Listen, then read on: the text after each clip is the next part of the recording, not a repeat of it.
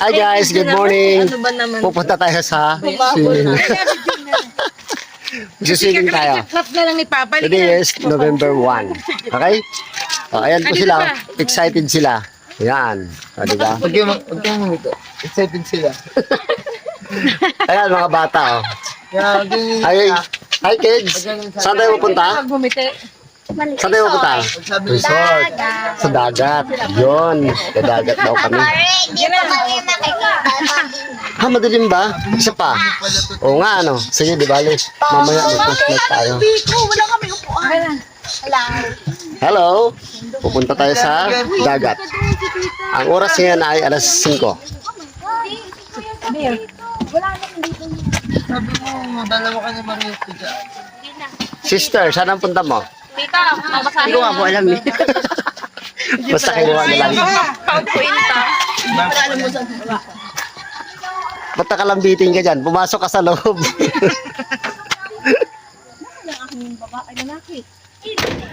Layo gahe niyan.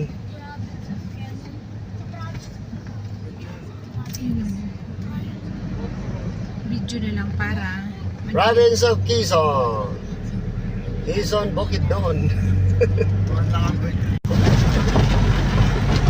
Eh, bawal mag-park.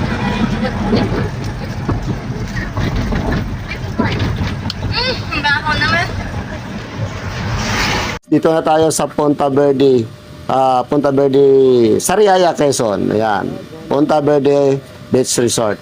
Ito po yung dagat nila. Karating lang namin. Alas 7 po ito. Alas 7 ng umaga. Ayan po ang dagat. Medyo low tide pa siya. Pero pwede na mamaya. Yan. Yan po yung mga cottages nila na tabi ng dagat. Pero marami pa pong mga cottages yan. Yan. Medyo maganda siya. Malinis naman. Hindi nga lang sa white sand. Pero okay na. At saka napakaganda. Napakapino ng kanyang mga buhangin. Pwede siya sa mga bata. Hindi masakit sa paa. Hindi masusugatan yung kanilang mga paa. Tsaka maganda yung panahon. Makulimlim lang ngayon umaga pero mamaya wala na yan. Ayan po. Kaya ano pa ang inaantay nyo? Tara na, swimming na tayo rito sa Punta Verde, Sariaya. Ayan. Napakaganda. Medyo maganda siya kasi nga malawak. Ito naman guys, tanghali na. Ayan, tanghali na siya. Medyo pa high tide na. Kita niyo yung mga alon. Pero maganda pa rin siya. Gawa noong malapad yung kanyang baybayin. Pupunta ka pa roon sa malayo para ka makapunta ng malalim. Kahit nandoon ka na sa medyo kalayuan, mababaw pa rin ng tubig. Gawa noong maganda nga yung kanyang location. Flat. Ayan. Ayan, kami lang ang tao dyan. Dahil November 1 ngayon, walang ibang nag-swimming. Kami lang.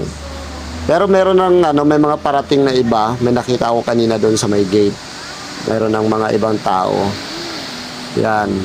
Enjoy na enjoy yung mga bata.